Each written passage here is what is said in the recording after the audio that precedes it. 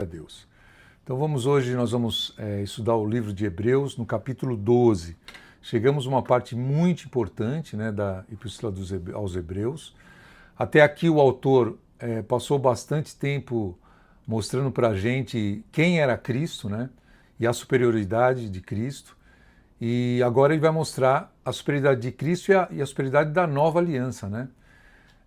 E nós recebemos tudo isso por meio do autor aqui, que eu acredito que seja Paulo, mas agora ele começa a colocar a gente diante de uma perspectiva prática, né?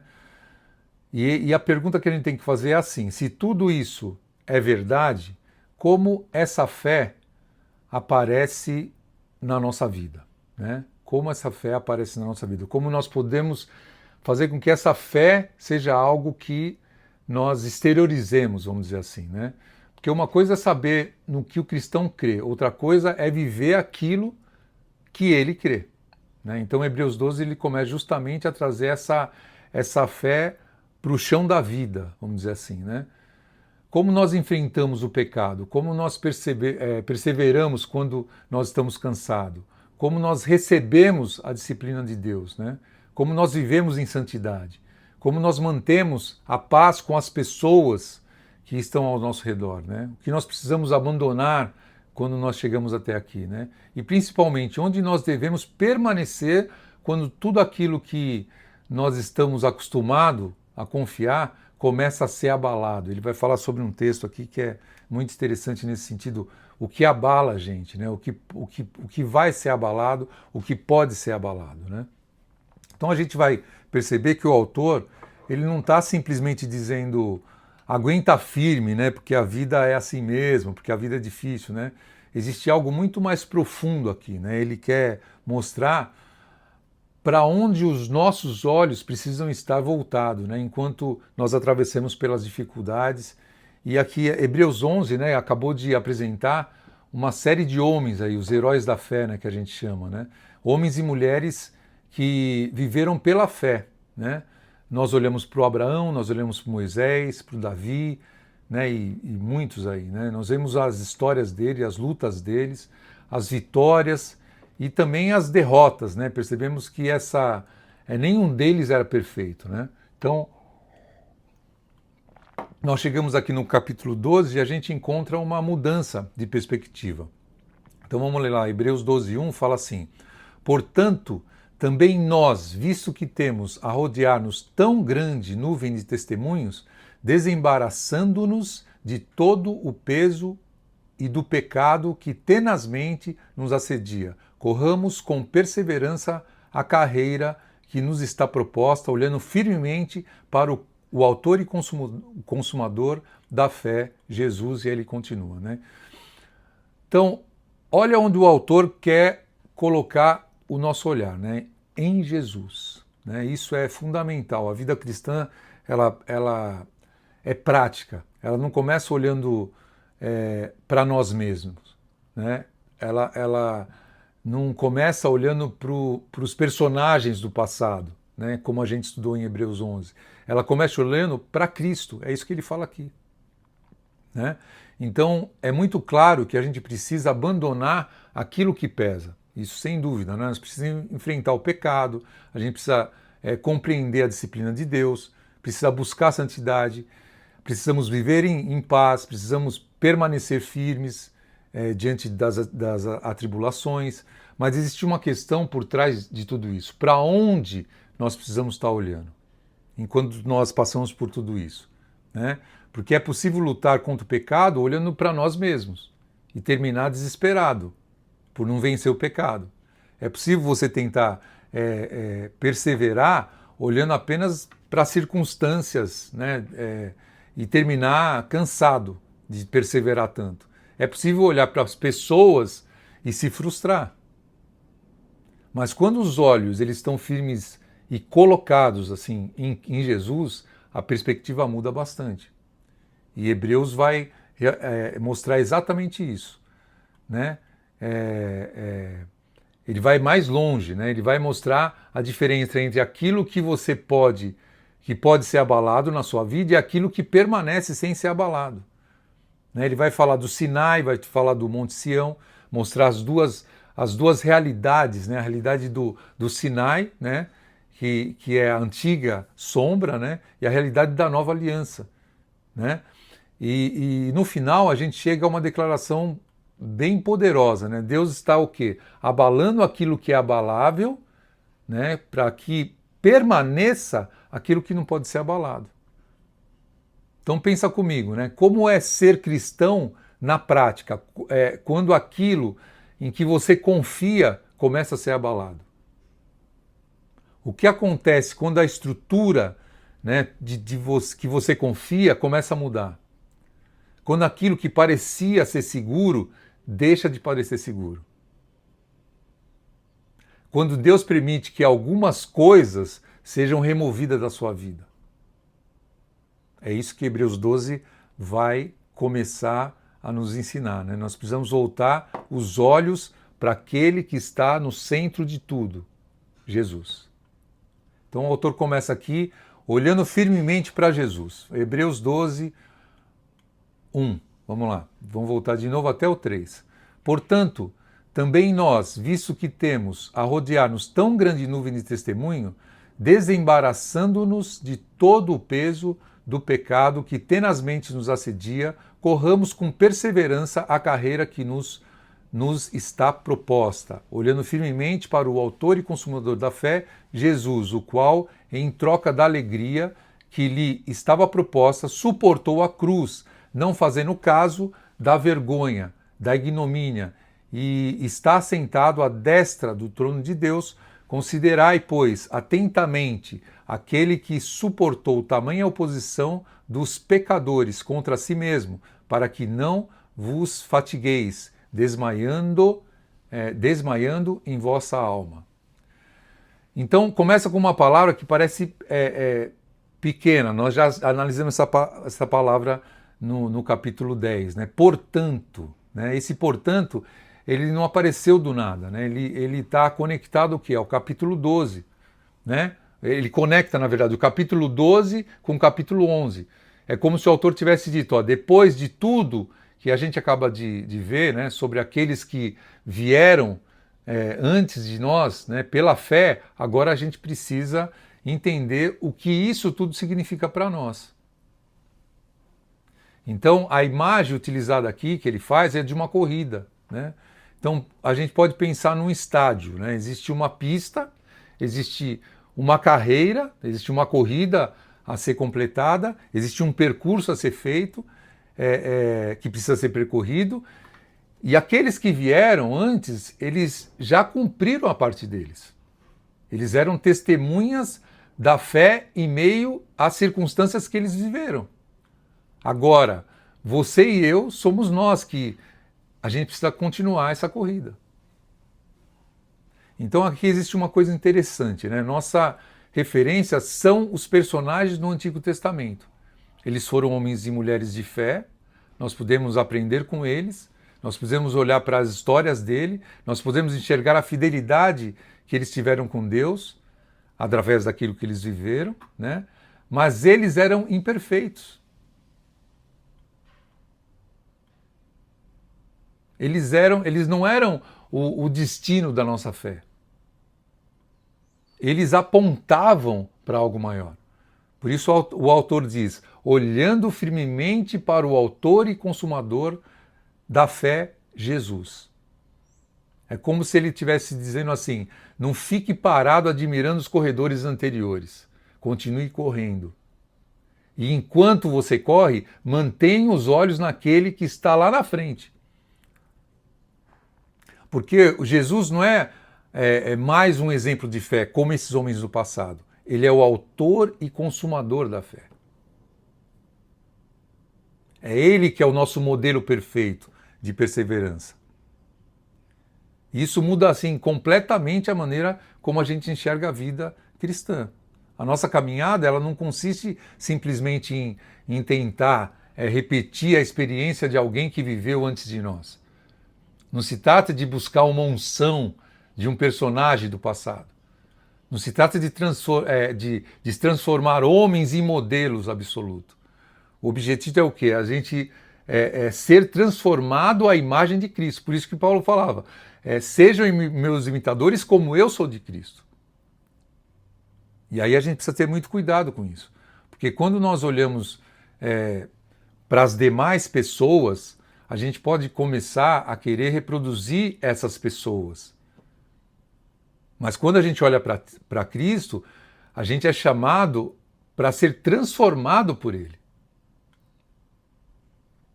Então a Bíblia é um livro que se lê de trás para frente. Primeiro você lê o Novo, para compreender quem é Cristo, depois você lê o Antigo, para ver que o Antigo, ele era o quê? Sombra daquilo que viria. Porque agora a gente entende para onde toda aquela história que foi apontada no Antigo Testamento vai dar. Porque Cristo está no centro. Então a nossa referência não são os personagens do Antigo Testamento. Nossos olhos estão onde? Colocados em Cristo. E o autor continua dizendo aqui que nós precisamos nos desembaraçar de todo o peso e do pecado que tenazmente nos assedia. Agora vamos voltar para a corrida. Pensa na corrida. Você consegue correr, né, carregando uma mochila cheia de coisas? Consegue. Vamos dizer assim, cheia de coisas desnecessárias? Você consegue. Até consegue. Mas quanto tempo isso vai durar? Você pode até começar bem, só que conforme a corrida avança, aquilo que parecia assim leve vai começar a pesar. É exatamente o que o autor está mostrando aqui. Existem coisas que talvez não pareçam enormes no começo, mas que vão comprometendo a nossa caminhada. Por isso a gente sempre precisa perguntar, o que está pesando na minha caminhada com Deus? Eu não estou falando só de coisas erradas, né? Coisas que você comete. Às vezes o problema está justamente naquilo que a gente permite carregar, né? Porque nunca a gente para perguntar se aquilo ainda deve estar com a gente, deve ser carregado. Existe algo, vamos dizer assim, mais sério que o pecado. O pecado não é apenas um peso, ele nos assedia, né? É assim que fala a palavra aqui. Ele tenta nos tirar da corrida, né? Então, isso é mais sério do que simplesmente pecar. É o que o pecado faz. E aí o autor vai falar que você precisa correr com perseverança a carreira que te é proposta. Não é uma corrida de 100 metros, né? É uma carreira, existe um percurso, existe um processo, e você tem que perseverar, você tem que... É bastante tempo, né? É uma maratona, vamos dizer assim. Não é uma corrida de 100 metros que você vai dar o maior gás e daqui a pouco você vai estar cansado. Então a gente olha para Jesus, a gente vê alguém que suportou sofrimento. Ele suportou a cruz, ele suportou a vergonha, ele suportou a oposição, né? E o autor manda o quê? Considerar atentamente aquele que suportou tamanha oposição dos pecados contra si mesmo. Por quê? Para que não vos fatigueis desmaiando em vossa alma. Isso é muito humano, né? Porque existe um tipo de cansaço que não aparece no corpo, né?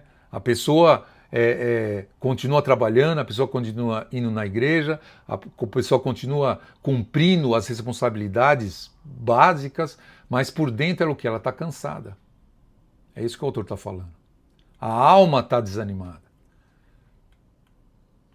Então, o autor está falando assim, quando você chegar nesse lugar, considere Jesus.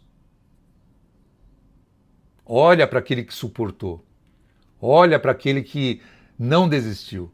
Olha para aquele que atravessou a cruz. Talvez a gente esteja pensando, mas eu estou cansado, né? E eu entendo isso, mas o texto manda você simplesmente não olhar para a sua força, né? Ele manda você olhar para Jesus, porque a vida cristã é uma jornada transformada no interior, na perseverança. Então, para continuar caminhando, a gente precisa tirar aquilo que está impedindo a gente de correr. Só que existe uma outra questão, né, que eu anotei aqui.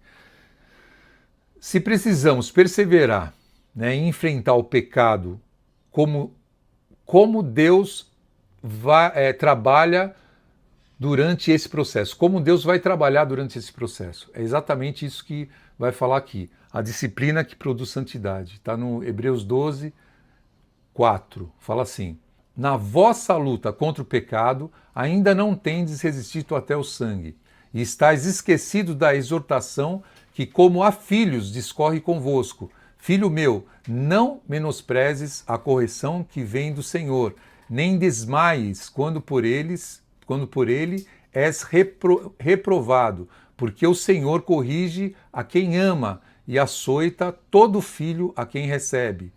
É para a disciplina que perseverais. Deus vos trata como filho, pois que filho há que o pai não corrija? Deus, porém, nos disciplina para aproveitamento, a fim de sermos participantes da sua santidade. Toda disciplina com efeito, no momento, não parece ser motivo de alegria, mas de tristeza. Ao depois, entretanto, produz fruto pacífico aos que têm sido por ela exercitado, fruto de justiça. Então, o autor agora toca nessa área, né, que ninguém gosta muito de conversar, a questão da disciplina, né? Porque a gente gosta de falar sobre o amor de Deus, a gente gosta de falar sobre a graça, a gente gosta de falar sobre a bênção, mas quando Deus começa a tratar do nosso caráter, né, aí a conversa fica diferente, né? E Hebreus vai dizer, é muito forte aqui o que ele fala, o Senhor corrige a quem ama. Então isso significa o quê? Que a correção de Deus, ela não é necessariamente uma demonstração de abandono, porque é isso que a pessoa pensa, né? Pode ser exatamente o contrário. Pode ser uma demonstração de filiação. Pensa um pai que vê o filho caminhando na direção, por exemplo, do carro que vai atropelar. O que ele vai fazer? Ele vai pegar no braço, ele vai chacoalhar, ele vai segurar.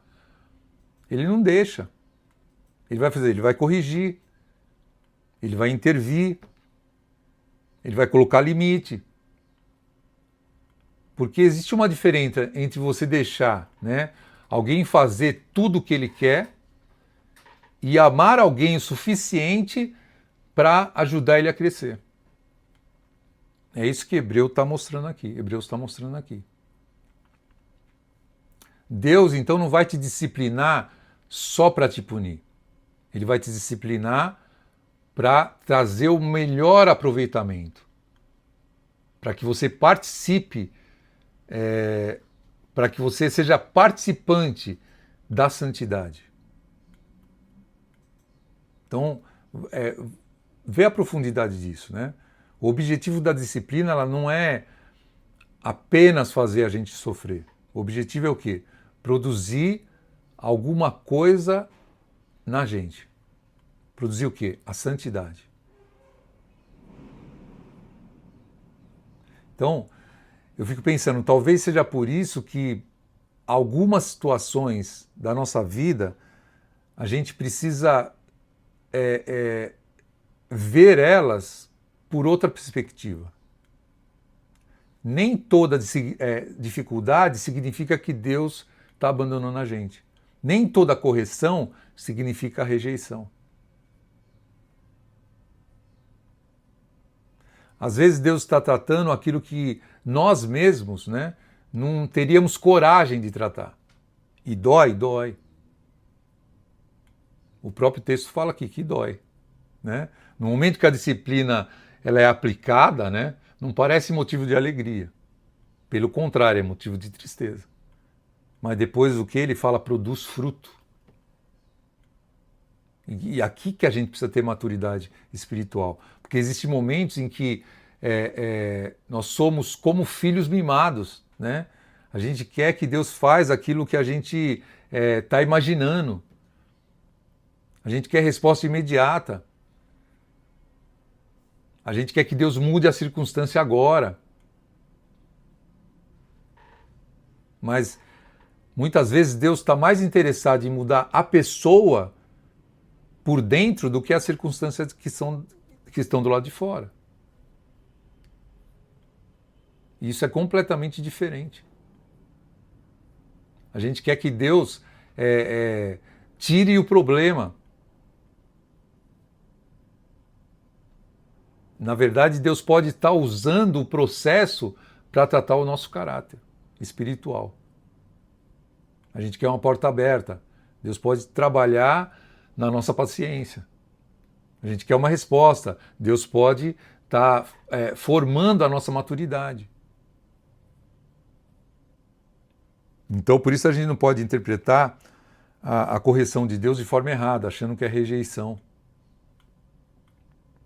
A gente precisa aprender a perguntar assim: Senhor, o que o Senhor está querendo formar dentro de mim, através disso que está acontecendo?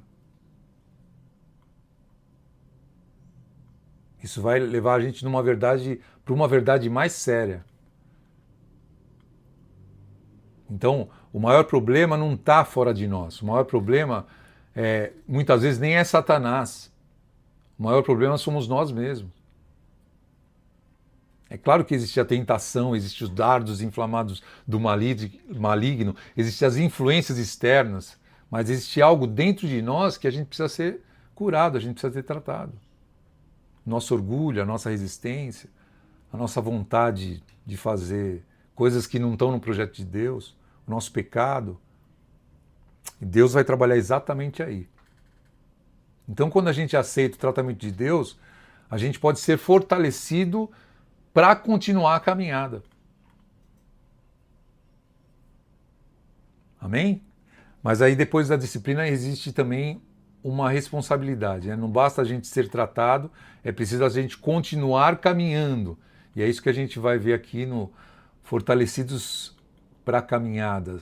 Hebreus 12, 12. Fala assim: por isso restabeleceis as mãos descaídas e os joelhos trôpegos, e fazei caminhos retos para os pés, para que não se extravie o que é manco, antes seja curado. Olha a imagem que o autor está construindo aqui, né? Mãos descaídas, joelhos trôpegos, pés que precisam de caminhos retos. É a imagem de alguém que está cansado, se a gente pensar. Está enfraquecido, talvez até ferido. Mas que Deus fala, você não pode permanecer no chão. Então, depois que ele fala sobre a disciplina, ele fala sobre fortalecimento.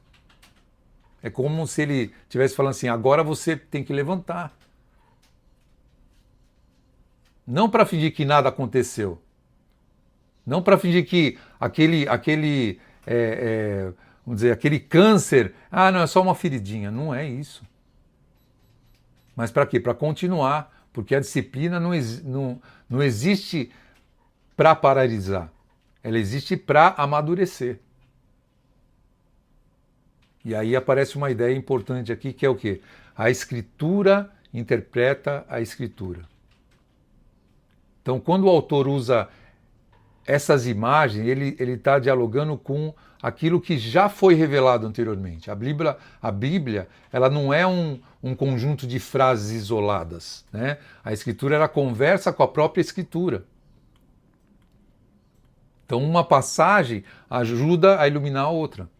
Uma promessa encontra a compreensão mais completa naquilo que Deus revelou ou vai revelar posteriormente.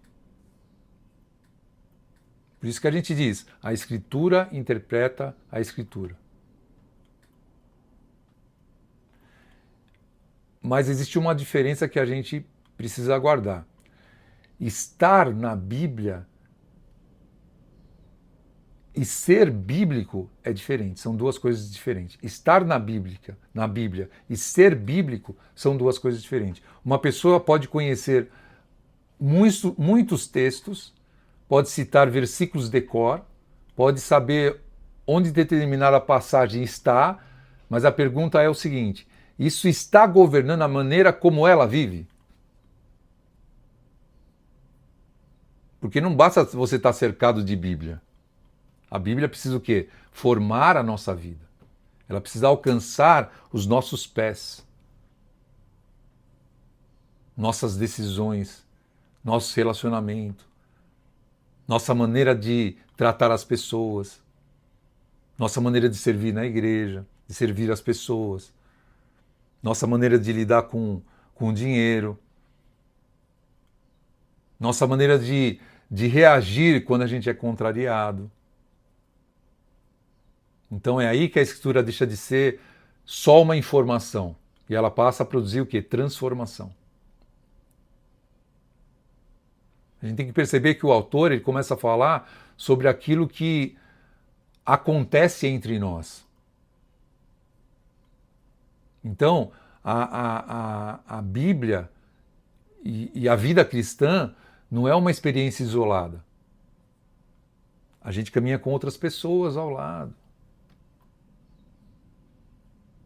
E se a gente começa a falar de uma fé cristã madura, então a gente precisa falar de paz, santificação.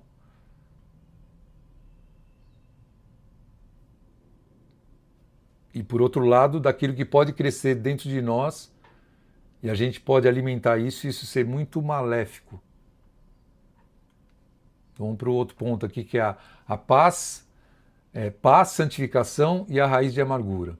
Vamos lá, Hebreus 12, 14, fala assim: segui a paz com todos e a santificação sem a qual ninguém verá o Senhor, atentando diligentemente para que ninguém seja faltoso, separando-se da graça de Deus, nem haja ainda raiz de amargura que brotando vos perturbe, por meio dela muitos sejam contaminados, nem haja algum impuro ou profano, como foi Esaú, o qual, por um repasto, vendeu o seu direito de primogenitura ao seu irmão Jacó, pois sabeis também que, posteriormente, querendo herdar a bênção, foi rejeitado, pois não achou lugar de arrependimento, embora com lágrimas o tivesse buscado.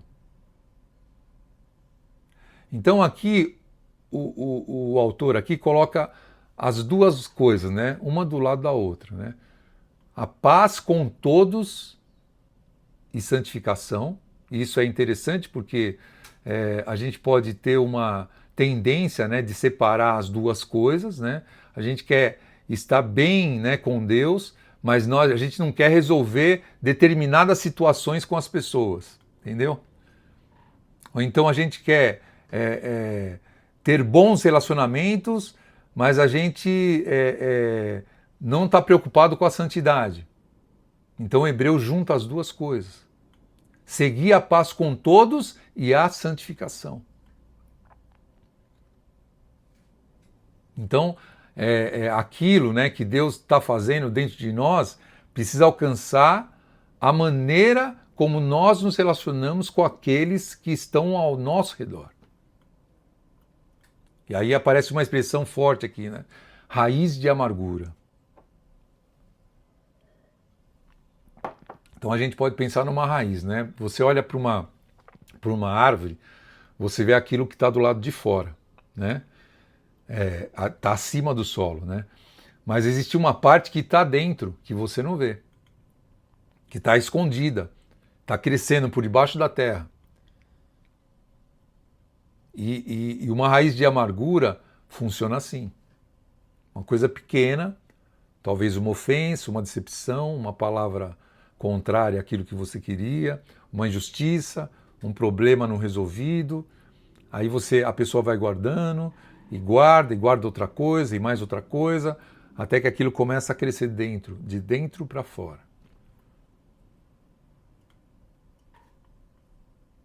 E o problema não é só que ela começa a crescer dentro, o problema é que ela não fica dentro. E o texto fala assim, e brotando, né, que brotando ela pode perturbar. E por meio dela, muitos podem ser contaminados. E isso é sério. Porque uma pessoa amargurada, ela pode contaminar o ambiente inteiro que ela vive ali. Ela pode contaminar uma família, ela pode contaminar uma equipe, ela pode contaminar uma igreja, ela pode contaminar um relacionamento. E aí a gente pode pensar, mas eu fui ferido. Sim.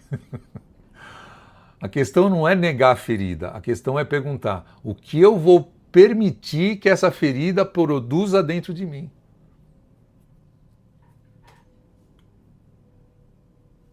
Porque uma coisa é você ser ferido, uma coisa é você transformar essa ferida numa raiz, uma raiz de amargura. E aí a raiz começa a produzir comportamentos, palavras, julgamentos, afastamentos. Por isso a gente precisa vigiar. Ela produz mágoa contra líderes, como eu já vi isso. Pessoas que ficam magoadas com os seus líderes. Contra irmão, contra pessoas, contra próximos, pessoas que eram próximas, começam a ficar distantes. Então, quando não são tratadas, né, pode começar a afastar a gente da comunhão, até da graça de Deus. Aí o autor fala do Esaú, né? Esaú se torna aqui um exemplo de alguém que trocou, né, aquilo que tinha valor, né, permanente por uma satisfação imediata. Então ele vendeu o direito de primogenitura dele por ele fala aqui repasso, né, por um prato de lentilha, né? Então, uma necessidade momentânea venceu uma herança. Depois ele quis a bênção, mas o texto vai falar que houve consequências disso, né?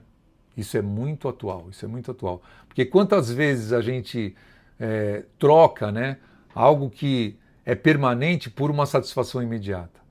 Uma decisão que você toma no calor do momento, por conta dessas raízes de amargura, uma palavra que você diz para outra pessoa porque você estava com raiva, um relacionamento que você destrói por causa do orgulho de não pedir perdão, uma escolha imoral feita por causa de um prazer imediato, uma oportunidade, vamos dizer, espiritual, né, abandonada porque aquele momento ali não parecia muito interessante você ter um relacionamento ali espiritual. Então, o Esaú está lembrando a gente de uma coisa: a gente não pode trocar uma herança eterna por uma satisfação carnal momentânea.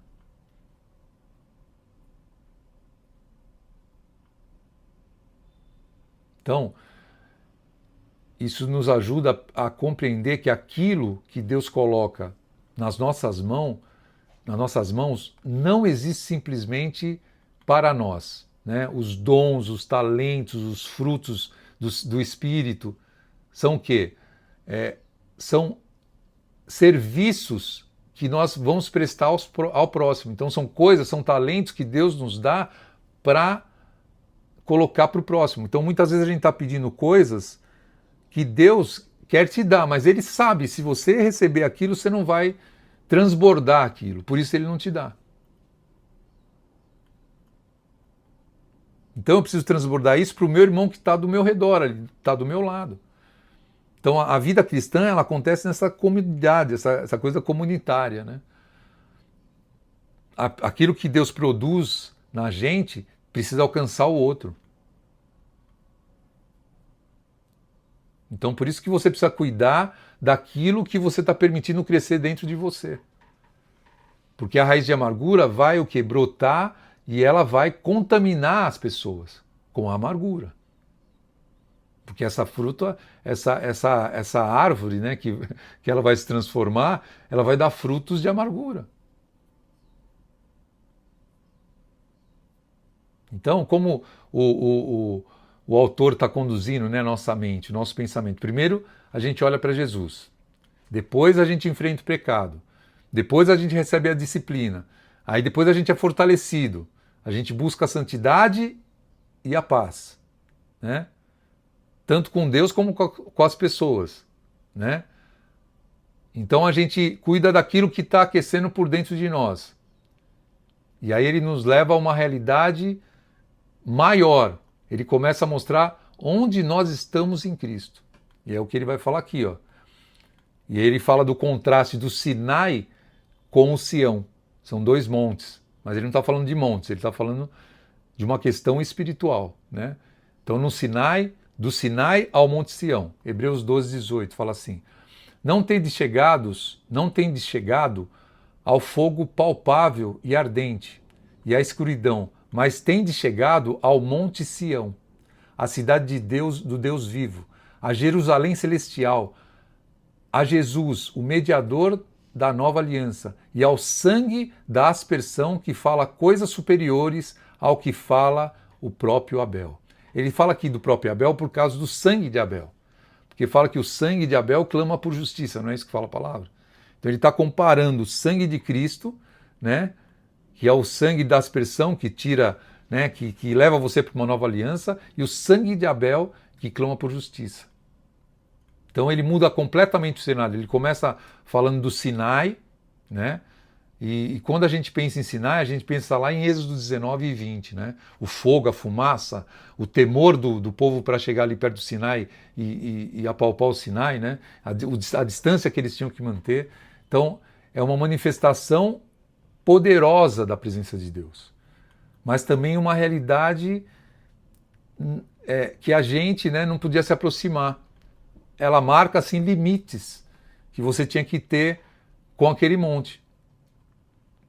Aí ele fala assim, mas tendes chegado. E essa expressão é maravilhosa, né? Então, olha a mudança. Você não achou simplesmente uma montanha física, né? Você chegou ao Monte Sião, a cidade do Deus vivo, a Jerusalém celestial. E principalmente você chegou a Jesus, o mediador da nova aliança. Então é isso que está no centro aqui. Não é simplesmente trocar uma montanha pela outra montanha. É compreender que Cristo, né, recebe a gente numa realidade superior. O sangue de Jesus estabelece uma comunhão definitiva, né, e fala de coisas superiores, superior ao sangue de Abel. Então a gente precisa entender a superioridade daquilo que a gente recebeu. Porque existe sempre o risco, né, de alguém permanecer preso à sombra depois que a realidade chegou. Então a realidade de Cristo chegou, mas a pessoa está presa lá na sombra.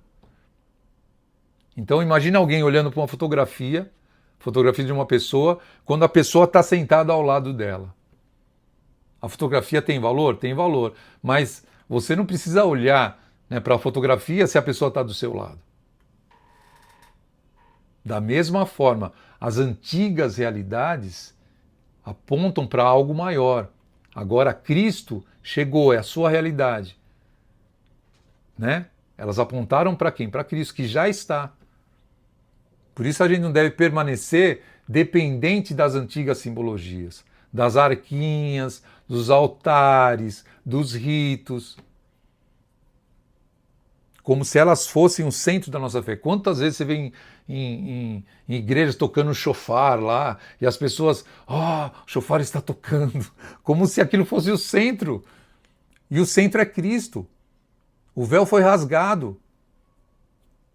Agora a gente tem acesso a Deus por meio de Cristo.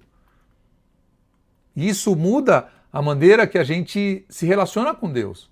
O ritualismo, né, ele tem que ser abalado para dar lugar à vida de verdade no Espírito. Então aquilo que era símbolo, agora a gente tem perto. Agora a gente tem Cristo.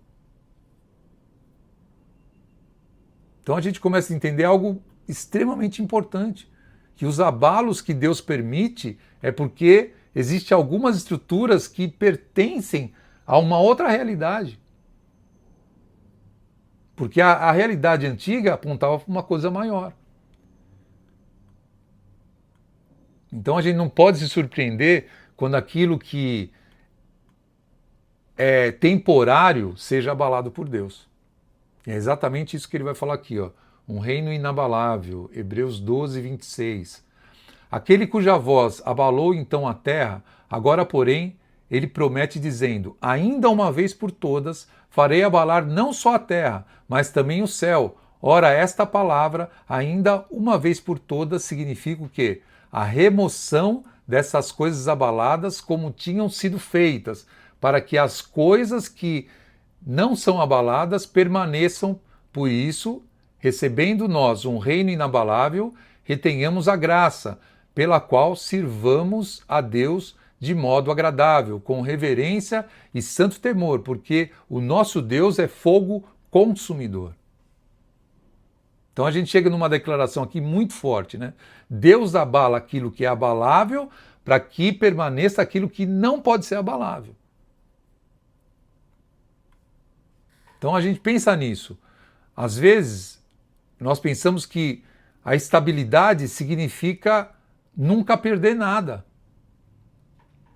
Mas Hebreus aqui apresenta uma outra perspectiva. Às vezes Deus permite que algumas coisas sejam abaladas justamente para revelar que ela nunca poderia ocupar aquele lugar que ela está ocupando, que é o lugar daquilo que é eterno.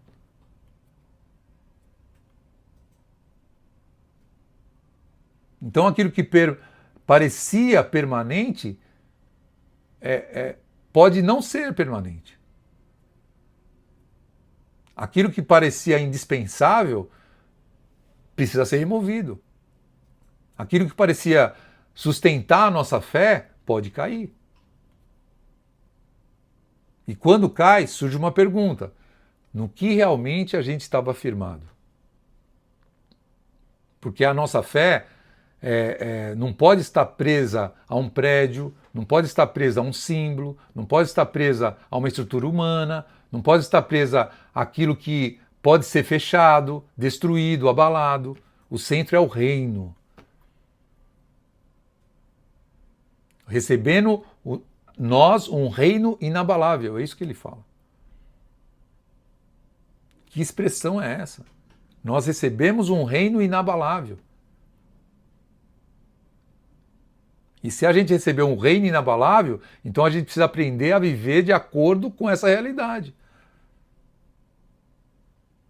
E o texto continua dizendo, nós precisamos reter a graça e servir a Deus de modo agradável, com reverência e santo temor. Então o reino inabalável não produz uma fé abalável, produz reverência, produz temor, produz serviço, produz uma vida que reconhece quem Deus é. Aí parece uma expressão aqui, porque o nosso Deus é fogo consumidor.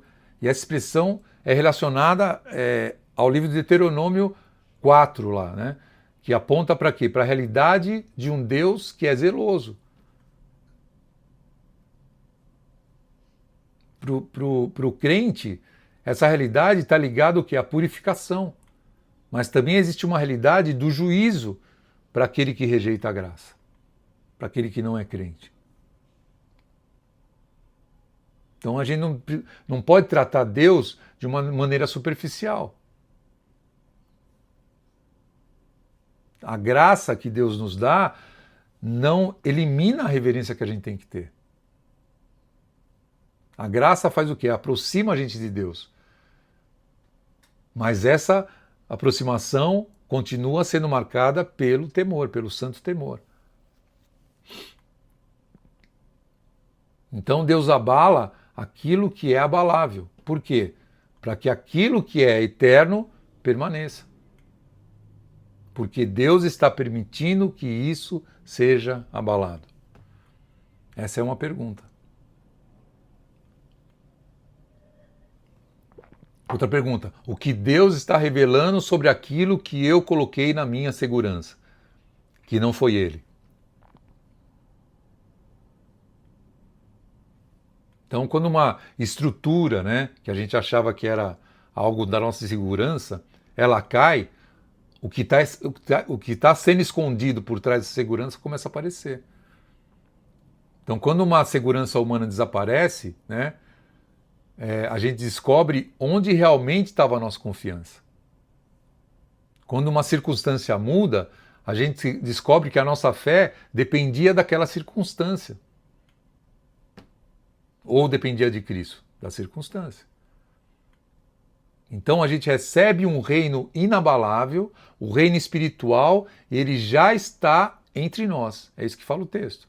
E é justamente por isso, né, que o que é abalável tem que ser abalado mesmo. O reino espiritual ele tem que prevalecer sobre essas coisas abaláveis. Então isso conecta tudo que a gente está vivendo em Cristo. E a gente começa a olhar para Jesus.